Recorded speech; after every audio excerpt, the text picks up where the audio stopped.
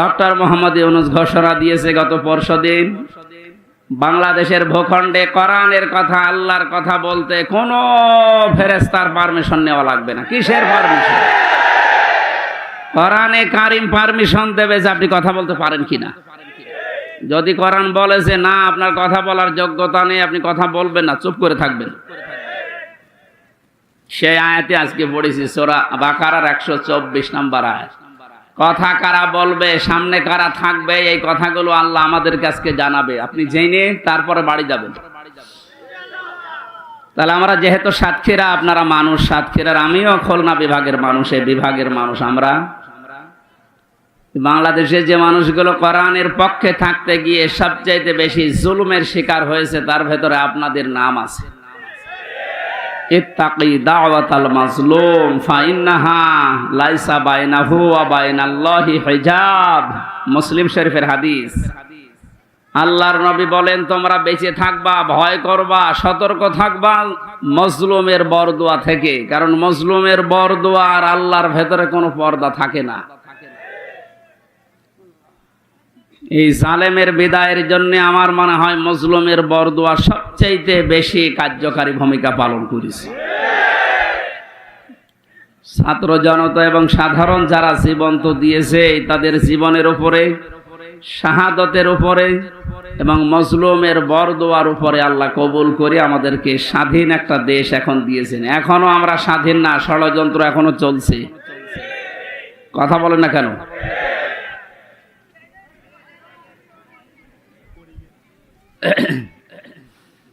আল্লাহ রাব্বুল আলামিন এই আয়াতের ঘোষণা দিয়েছেন, তিনিই তোমাদেরকে নির্বাচিত করেছেন তার দ্বীনের জন্য। আর দ্বীনের উপরে চলতে গিয়ে, দ্বীনের কথা বলতে গিয়ে যে বাধা বিপত্তিগুলো আসবে, আল্লাহ নিজে ওইগুলো তার পক্ষ থেকে দূর করে দিয়েছেন। মিল্লাতা আবিকুম ইব্রাহিমা হুয়া সাম্মাকুমুল মুসলিমিন। তোমাদের জাতির পিতা হযরত ইব্রাহিম আলাইহিস সালাম। কোরআনের আয়াতকে বাদ দিয়ে জোর করে যারা জাতির পিতা দাঁড় করিয়েছিলেন, একটা আওয়াজ দাঁড়িয়ে নেই, সব মিশে গেছে। এমনকি এক্সপ্রেসওয়ের নাম পর্যন্ত জনগণ এখন পাল্টিয়ে দিয়েছে জাতির পিতা ইব্রাহিম আলাইহিস সালাম এক্সপ্রেসওয়ে। খাবার পাশ দিয়ে একটা রোড গেছে, ইব্রাহিম খলিলুল্লাহ রোড। বাংলাদেশের বহু ব্রিজের নাম, বহু সেতুর নাম, বহু রোডের নাম এখন আমাদের যিনি আসল জাতির পিতা তার নামে নামকরণ অলরেডি হয়ে গেছে। এজন্য কোরআনের উপরে মাস্তানি করে কিছু চাপিয়ে দিতে যাবেন না, ওটা টিকবে না। কথা বলেন না কেন? কোরআনে সূরা হজের ভেতরে আল্লাহ মূর্তির বিরুদ্ধে কথা বলেছিলেন যে মিথ্যা কথা থেকে বেঁচে থাকবা আর মূর্তি পূজা থেকে বেঁচে থাকবা। অথচ সেইটা জাতির উপরে মুশরিকদের কথা মতো অনেকেই চাপিয়ে দিয়ে মনে করেছিল অমর হয়ে যাবে। আমার তো এখন মনে হচ্ছে যত টাকা খরচ হয়েছিল এই ভুয়া জাতির পিতার জন্য, সব টাকাগুলো এখন পানিতে ফেলেছি। এগুলো যদি মানুষের জন্য খরচ করতেন, এই মানুষগুলোই এই লোকটার জন্য হয়তো দোয়া করলে আল্লাহ কবুল করলেও করতো, কিন্তু যা করলেন দোয়া করার মতো রাস্তা আর তো রাখলেন না, সব নষ্ট করে দিলেন। আমাদের যে নাম মুসলিম, আজ অনেকেই স্লোগান দিচ্ছে তুমি কে আমি কে, বাঙালি বাঙালি, এটা বলা জায়েজ নেই। আমাদের পরিচয় বাঙালি না, আমাদের পরিচয় মুসলিম। কথা বলেন না কেন? আর দেশ হিসাবে যেহেতু বাস করি এই দেশে, এই জন্য আমরা বাংলাদেশি। এই শব্দটাকে আমি বানালাম। কোরআনে কারিমে আল্লাহ যে আয়াতের মাঝের অংশে জানিয়েছেন হুয়া সাম্মাকুমুল মুসলিমিন, এই যে হুয়া এর ফাইল বা কর্তা হযরত ইব্রাহিম নবী। আমাদের যিনি জাতির পিতা তিনি আমাদের নাম দিয়েছেন যে তোমরা মুসলিম জাতি হিসাবে তোমাদের নাম আমি মুসলমান, এটা রাখলাম। বলেন সুবহানাল্লাহ। এখান থেকে একটা মাসলা বের হয়। এই ছেলে, এদিকে তাকান। যেখানে সেখানে মাহফিল নিয়ে তো ঝামেলাগুলো হয় এই কারণে। এরা জায়গাগুলো আসলে ঠিক মতো হয় না, তখন এই আলোচনাটাই উঠিয়ে যায়। আরে ভাই, ওয়াজি যদি শুনতে না পারেন তো চেঁচামেচি করে লাভ আছে? অন্তত কানে তো শুনতে পারছেন। আবার কথা বলেন, এমনি গ্রাম্য মাইক নিয়েছেন, কথা বন্ধ করেন।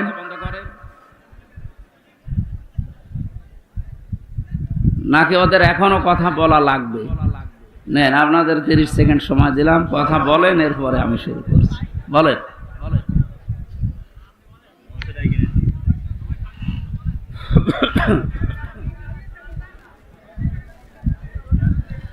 আমার ভাইরা, এখান থেকে যে মাসলাটা বের হয়, মা বোনেরা যারা বিভিন্ন জায়গায় বসে শুনতেছেন, আপনারও এখানে একটা দায়িত্ব বের হয়। মার বাবা হিসাবে দায়িত্ব হচ্ছে, সন্তান হওয়ার পরে মা বাবার প্রথম দায়িত্ব হচ্ছে তার একটা অর্থবোধক ইসলামী সুন্দর নাম রাখা। যেহেতু আমাদের পিতা হযরত ইব্রাহিম নবী, তিনি জাতির পিতা হিসাবে জাতির নাম রেখে দিলেন মুসলিম বা মুসলমান। আমরাও যারা সন্তানের মা বাবা হব, আমাদের প্রথম দায়িত্বই হবে একটা অর্থবোধক নাম রাখা। এটা আমাদের জাতির পিতা ইব্রাহিম নবী আলাইহিস সালাম থেকে আমরা পেয়েছি। মাজলুমের দোয়া থেকে বেঁচে থাকার জন্য নবীজি আহ্বান জানিয়েছেন। এদেশের সবচাইতে বড় মাজলুম যারা ছিল তারা আলেমেরা। আজকে যার নাম দিয়েছেন শহীদ আল্লামা দেলাওয়ার হোসাইন সাইদি, মানে কত বড় মাজলুম, 13টা বছর এক ঘরের ভেতরে কাটিয়ে গেল। দোয়া করতেন মাঝে মাঝে, রব্বুল আলামিন আমাকে সাধারণ ভাবে মরণ দিও না, আল্লাহুম্মা ইন্নী আসআলুকা শাহাদাতান ফি সাবিলিক, তুমি যদি মরণ দিও আমাকে শাহাদতের মরণ দিও। আল্লাহ কবুলও করেছে, সাধারণ ভাবে মারা যায়নি, ওনাকে মারা হয়েছে। অন্যায় ভাবে যাকে মারা হয়, ইসলামের দৃষ্টিতে তাকে শহীদ বলা হয়। কথা বলো না কেন? আবু সাইদকে যে অন্যায় ভাবে মারা হয়েছে, এরপরও যারা শহীদ বলতে রাজি ছিলেন না, এখন চাপে পড়ে তারা শহীদ বলছে। রফিক নামে এক হুজুর নাকি কয়েকদিন আগে ভিডিও ছেড়েছিল যে আবু সাইদ শহীদ না, ওরে জোর করে বুক পেতে দিয়েছে। তাই গতকালকে নাকি ক্ষমা চেয়েছে যে আমার ভুল হয়ে গেছে।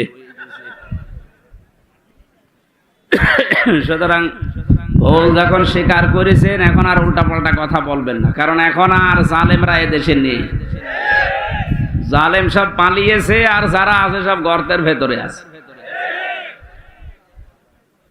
আল্লামা বলেছিলেন না, ইন্দুরের গর্ত পাবা না, তার দোয়া কবুল হয়ে গেছে। ইন্দুরের গর্ত আর পারছে না।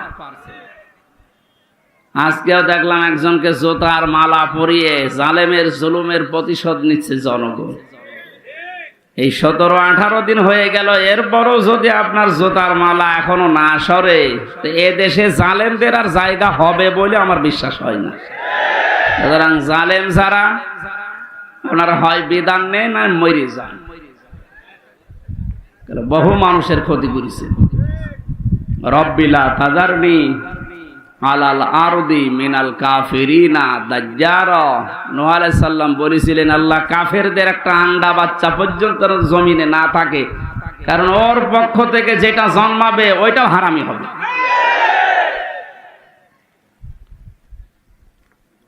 এই বড় মজলুমের দোয়া কবুল হয়ে একবারে গিয়ে দিল্লি পড়েছে। আর একটা ছোট হুজুর আমার সাথে ছিল জেলখানায়, রফিকুল ইসলাম মাদানী।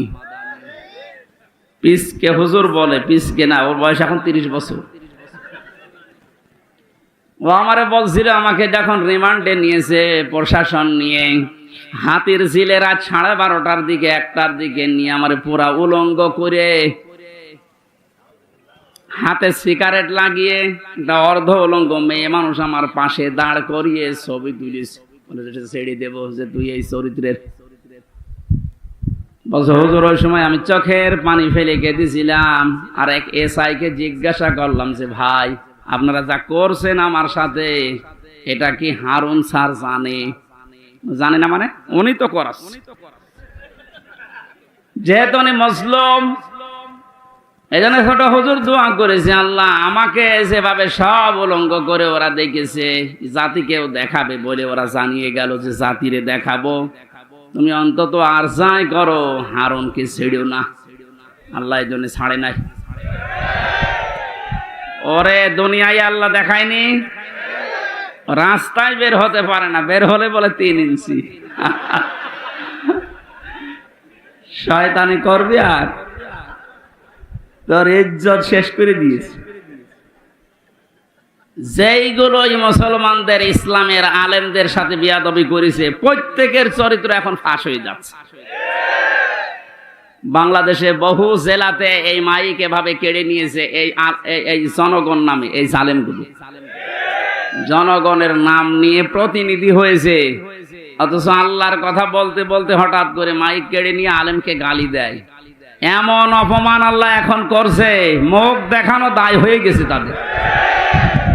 আমার মনে হয় হারুনের যে অবস্থা এখন, যে কয় ইঞ্চি বলেন, ও ছোট হুজুরকে যা করেছিল তার চাইতে ডবল অপমান আল্লাহ করেনি? কারণ নবীজির হাদিস ছিল মাজলুমের বরদোয়া আর আল্লাহর ভেতরে কোনো পথ কবুল হয়ে যায়। ও যদি সাতক্ষীরার এই ময়দানে, আমার বাড়ি তো কিশোরগঞ্জে, সাতক্ষীরা জেলায় যদি এখন আসে আর ওর চেহারা তো পরিচিত, ও কারো লাগবে না, ছেলে মেয়েরা যারা আছে পিটিয়ে মেরে ফেলবে। এটা এই ছোট হুজুরের বরদোয়া। বড়টার বরদোয়া কবুল হয়েছে, ছোটটারও কবুল হয়েছে। বড়টার বরদোয়া কবুল হয়ে দিল্লি পড়েছে, ছোটটার বরদোয়া কবুল হয়ে কয়েক ইঞ্চি বেরিয়ে গেছে। এখন এই মেজো যারা আমরা আছি আমাদের দোয়া কবুল হবে না? যা করেছেন আমাদের সাথে আল্লাহ যেন ঠিক ওই রকম করে, তখন আপনি টের পাবেন কত অসহায় করে রেখেছিলেন মাটির নিচে। আমারে দুনিয়ায় কি আছে কিচ্ছু জানতাম না।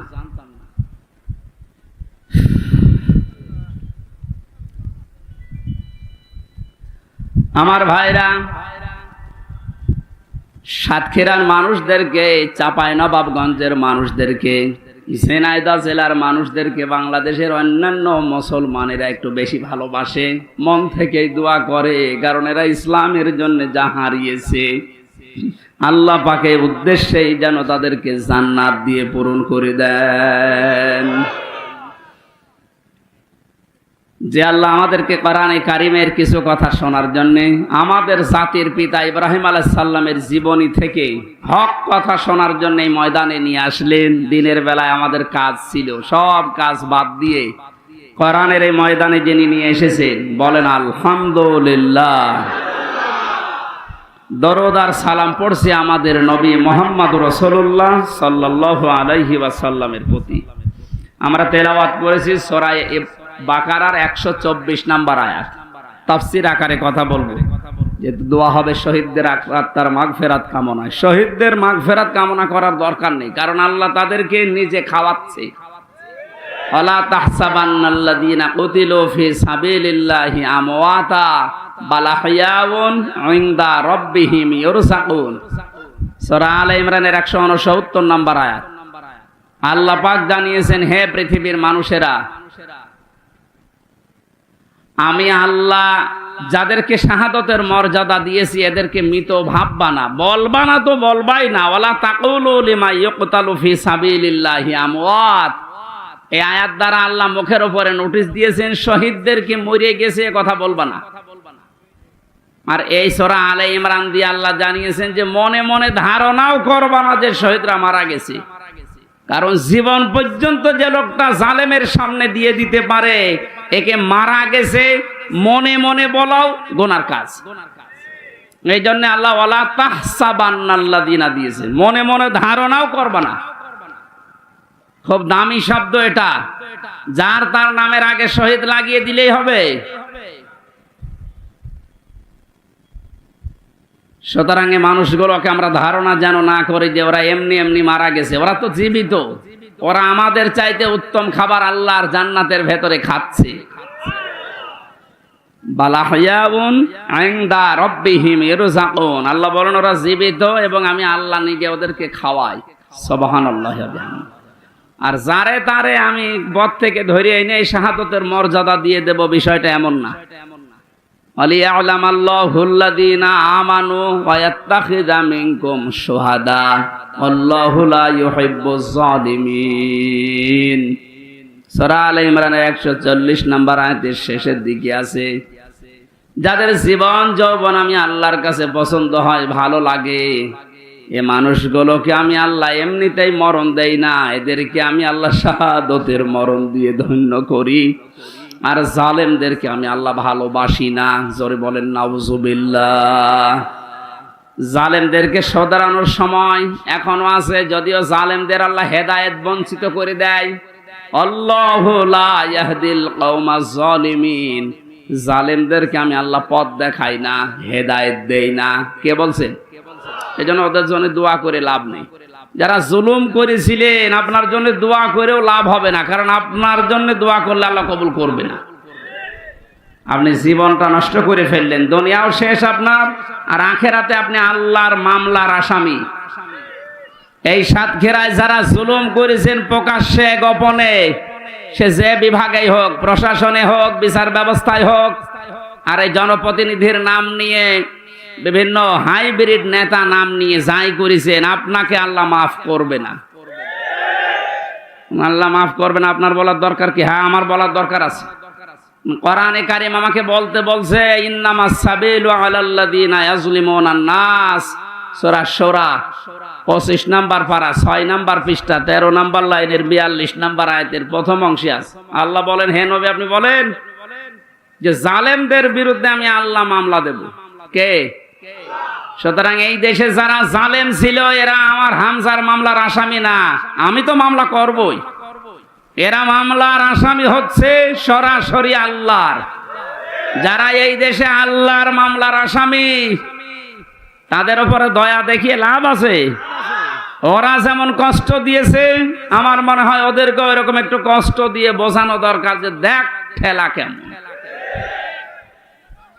আলেমদের গায়ে হাত দিয়ে শুধু না, পায়ে ডান্ডা বেড়ি দিয়ে, হাতে হ্যান্ডকাপ লাগিয়ে, যেটা লাগালে হাত কেটে যায়, মাজায় দড়ি দিয়ে, কালো কাপড় দিয়ে চোখ বেঁধে, গরুর মতো ছাগলের মতো টানতে টানতে নিয়ে যেতেন আদালতে। কত বড় মুরব্বী আলেম আমি দেখেছি জেলখানায়। মাওলানা রফিকুল ইসলাম খান, অধ্যাপক মিয়া গোলাম পরওয়ার এই খুলনার, এইরকম মানের মানুষ, ডাক্তার শফিকুর রহমান,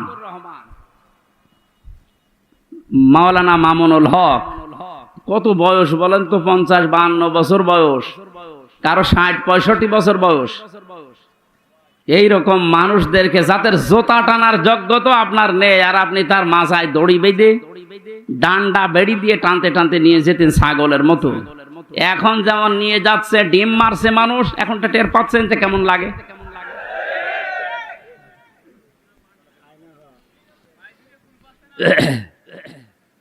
এখন যে শয়তানগুলো রিমান্ডে আছে, কয়েকদিনের পত্রিকা এবং এই যে ভিডিও আসতেছে, রিমান্ডে এখন তো আমাদের মতো কষ্ট এদের দিতে দিচ্ছে না। আদালত নাকি বলে দিয়েছে ওইসব দরকার নেই, খালি এমনি জিজ্ঞাসা করবে। শুধু জিজ্ঞাসা করছে তাই নাকি কাঁদছে। আর কিছু শয়তান আছে, কিছু কথা বলেন শুধু হাসতেছে, মানে পাগলের ভয় ধরেছে। রিমান্ডে আমাদের যেভাবে এই হাতের নখ বলছে যে এইগুলো দিয়ে আমরা নখ তুলি, আমার মনে হয় ওদেরকে যদি নখ নাও তোলেন, শুধু দেখান যে এইটাই করি, ও এমনি মরে যাবে। আমার ওই কাছের ঘরের ভেতরে মাটির নিচে যখন ওই যন্ত্রপাতিগুলো বের করে বলছিল যে এই দেখেন এইগুলো দিয়ে আমরা নখ তুলি, বলেন তো সব ওরা আর আমি একা, পৃথিবীর কেউ জানে না, সব থেকে বিচ্ছিন্ন। কেমন লাগে ওই সময়? আর আপনাদের তো তাও আদালত বলেছে না কিছু বলবেন না, শুধু জিজ্ঞাসা করবেন। জিজ্ঞাসা করলে আপনি কাঁদতেছেন। আইন আকাবতুম ফাকিবু বিমিসলি মা উকিবতুম বি, প্রতিশোধ নেওয়া জায়েজ আছে অতটুকু যতটুকু আমি অত্যাচারিত হয়েছি। ডাক্তার শফিকুর রহমান এই জন্য ঘোষণা দিয়েছেন, যাদের কারণে 17 বছর এই দেশের জনগণের বিভিন্ন সাইডে দিক এবং বিভাগে অত্যাচারিত, জুলুম, নির্যাতন, মিথ্যা মামলা, ঘরে থাকতে পারে নাই, চাকরি বাকরি দেয়নি, এবং মিথ্যা মামলা দিয়ে শুধু শেষ করেনি, মিথ্যা সাক্ষী সাজিয়েছে। শুধু মিথ্যা সাক্ষী দিয়ে শেষ করে দিলে হতো, বা সাজা লাগিয়ে কাউকে ফাঁসি দিয়েছে, কারো যাবজ্জীবন দিয়েছে। এইগুলো তো তারা জীবনও মাফ করবে না, কারণ যে ক্ষতি আপনি তার করে দিলেন তার পরিবারের। এখন এই দেখে দেখে সব আইনের আওতায় এনে আপনাদেরও ঠিক এইভাবেই বিচার করা হবে, আপনাদের বানানো আইন। কথা বলেন না কেন? যে আইন বানিয়ে রেখে গিয়েছিলেন, এখন আপনি মরবেন ঠিক ওই আইনে। আয়না ঘর আপনি বানিয়েছেন। আয়না মানে চারিদিকে আয়না দেওয়া না, কোনো আয়না নেই। ওই জায়গায় এখন আপনাকে 10 দিন রাখি, আপনি দেখেন যে মানবতার সাথে কি ঠাট্টা আপনি করেছিলেন। এরপরও টিভির সামনে এসে সাংবাদিকদের সাথে এসে আপনার বলতে লজ্জা করে না যে কেন জনগণ খেপে যাচ্ছে? আমি তো বুঝতে পারছি না। বুঝতে পারছে না? এদিকে আসেন, আপনাকে বোঝাচ্ছি, ঝোড়ে কোদাল দিয়ে বোঝাচ্ছি। যা করেছেন আল্লাহর আরশ কেঁপে গেছে। এই জন্য আমাদের যিনি জাতির পিতা হযরত ইব্রাহিম আলাইহিস সালাম, তাকে আল্লাহ যে পরীক্ষাগুলো করেছিলেন জীবনে, ফিরি ফিরি জাতির পিতা তিনি হননি। 50টা পরীক্ষা দিয়েছিলেন। কয়টা? আল্লাহ পাক আমাদেরকে শোনাচ্ছেন, আমরা যেন এরকম বাবার সন্তান হিসাবে গর্ববোধ করি। এদেশে আজও যারা এই কথা বলে, আমার কুষ্টিয়ায় ওই সময় যখন ছিলাম, ওই সময় যিনি এসপি ছিল, ওর নাম নিতেও আমার ঘৃণা হয়। এই কোলাঙ্গার, ও আমারে নিজের অফিসে ডাক দিয়ে বলছে, আপনি জাতির পিতা, ওনাকে মানেন না? ইব্রাহিম আলাইহিস সালামের কথা বলেন। কি গো? আমি বলি এ তো কোরআন বলিস। না, ওইটা বলা যাবে না। এই দেশ স্বাধীন করার জন্য জাতির পিতা যা করেছে ওনাকে ভোলা যাবে না। ভোলার দরকার নেই, ওনার কর্মকাণ্ড তুলে ধরেন। কিন্তু জাতির পিতা এই শব্দটা আল্লাহ নিজে কোরআনে জানিয়েছেন, মিল্লাতা আবিকুম। শুধু তোর একা না, কম বহু বচন, তোদের সবার জন্য যারা দাবি করিস আমি মুসলিম, তাদের জন্য জাতির পিতা হিসাবে ঘোষণা দিলাম একজনের নাম, তার নাম ইব্রাহিম। তার নাম কি? তিনি কি এমনি এমনি হয়েছিলেন?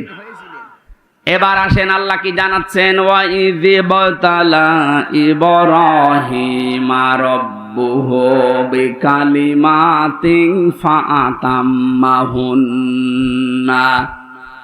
আল্লাহ পাক বলেন, আমার নবী ইব্রাহিমকে আমি আল্লাহ পদে পদে পরীক্ষা করেছিলাম, আর প্রতিটি পরীক্ষায় তিনি উত্তীর্ণ হয়েছিলেন। যতগুলো বাক্য দিয়ে, যতগুলো কাজ দিয়ে তাকে জীবনে পরীক্ষা করলাম, তোমাদের যিনি জাতির পিতা, তোমরা যার সন্তান হিসাবে গর্ববোধ করো, তোমাদের এই বাবা কোনোদিন ফেল করেননি। সাতক্ষীরার মানুষেরা আপনারা পরিচয় দিয়ে গর্ববোধ করবেন, কারণ আপনারাও ফেল করেননি।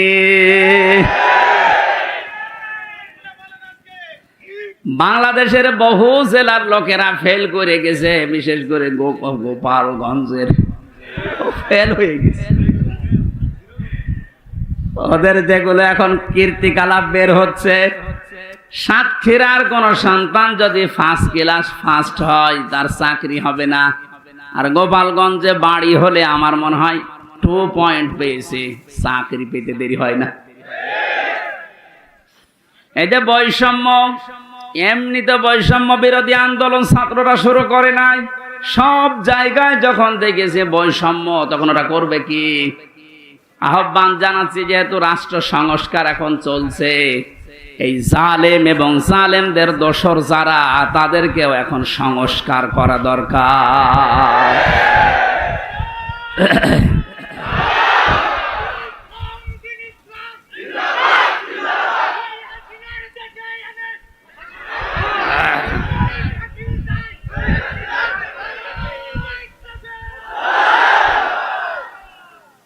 সাতক্ষীরাবাসী 50টা পরীক্ষার ভেতরে আমি পেয়েছি ঈমান সম্পর্কে পড়া কোরআনে আল্লাহ জানিয়েছেন, তোমাদের পিতাকে 10টা পরীক্ষা করেছিলাম।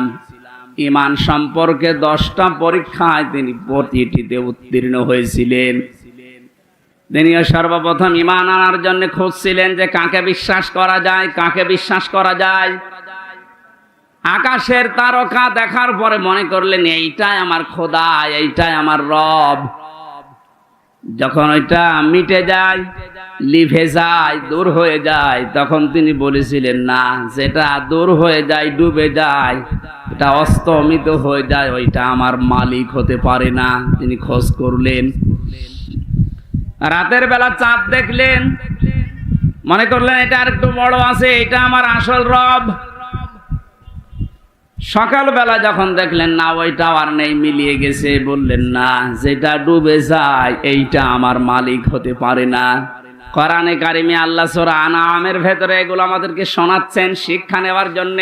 এখানে একটা শিক্ষা বের হবে, ভালো করে তাকান। দ্বিতীয় নম্বরে, সকালবেলা যখন সূর্য দিগন্তে দেখলেন যে পূর্ব দিগন্তে সূর্য উঠেছে, আস্তে আস্তে যখন বড় হতে লাগে, প্রখর রোদ যখন হয়, তখন বললেন এইটা আমার রব হবে, এইটাই আমার খোদা হবে। সন্ধ্যাবেলা যখন ওইটা পশ্চিম আকাশে মিলিয়ে যায়, বললেন না, যেটা অস্তমিত হয়, ডুবে যায়, ওইটা আমার মালিক হতে পারে না।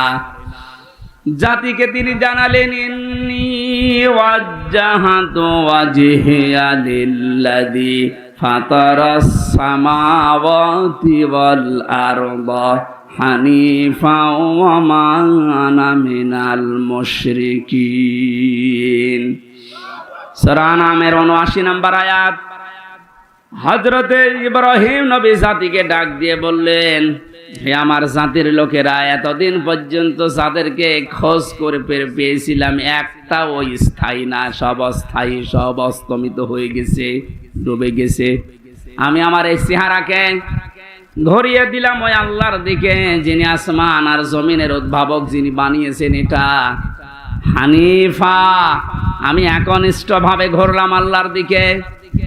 আমান আমিনাল মুশরিকিন, আর আমি মুশরিকদের অন্তর্ভুক্ত না। আমাদের জাতির পিতা তিনি শিরিক থেকে মুক্ত হয়ে ঘোষণা দিলেন যে আমি মুশরিক না।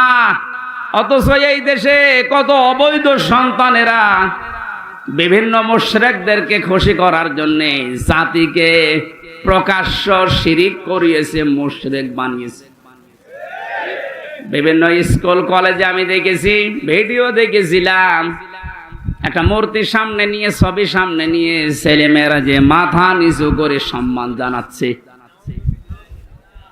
অথচ আল্লাহর নবী জানিয়েছেন, লা ইয়াদখুলুল জান্নাতা লা তাদখুলুল মালায়েকা বাইতান ফিহি কালবুন আও তাসবির। ওই ঘরের ভেতরে রহমতের ফেরেশতা প্রবেশ করে না যেখানে মানুষের ফটো থাকে আর কুকুর থাকে। অথচ প্রত্যেকটা অফিস, আদালত, বাড়ি, দোকানঘাট, সব জায়গায় এই শিরকটা চালু করার জন্য উঠে পড়ে লেগেছিল। আল্লাহ এমন ভাবে বিদায় দিয়েছে জিল্লতির সাথে। আজকে আসার সময় দেখলাম বাবার মুখ দেখা যাচ্ছে না। আমাদের পিতা যদি শিরিক থেকে মুক্ত হওয়ার জন্য ঘোষণা দিতে পারে, ও সাতক্ষীরাবাসী জীবনে আজকে ঘোষণা দেবেন, আর যাই করি আমি শিরিক করব না। জীবন চলে যাক, নবীজি জানিয়েছেন, আমার উম্মতেরা, তোমাকে যদি জবাই করা হয়, আগুনের ভেতরে পুড়িয়ে ফেলা হয়, এরপরেও কোনোদিন শিরিক করবা না। কি এখানে কি সাপ? সাপ ধরে এখানে ফেলে দেন। সাহস আছে যার, তারা ধরতে বলেন।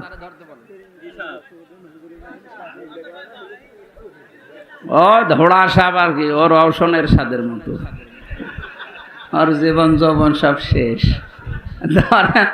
সাহস যার আছে তারা বলেন যে মাথা চেপে ধরে এদিকে ফেলে দিতে দেন। কি হলো, আপনি কি ওটা হাতে করে বসে আছেন? আসেন, মেরে ফেলেছেন? মেরে ফেলা ঠিক হয়নি। আমার ভাইরা, ইব্রাহিম আলাইহিস সালাম তিনি অনুসন্ধান করে খোঁজ করে পেয়েছিলেন কাকে? বলেন না কেন? আর আমাদেরকে এ জাতির আলেমরা নবীর ওয়ারিসরা চোখে আঙ্গুল দিয়ে দেখায়, এরপরও আমরা সত্যকে সত্য জানার পরও মানতে চাই না। তাহলে উনি ইব্রাহিম আলাইহিস সালাম জাতির পিতা হয়েছিলেন, প্রথম পরীক্ষায় পাস। তিনি ঈমানের 10টা পরীক্ষা দিয়েছিলেন, এখানে আমরা 3টা পেয়েছি। একটা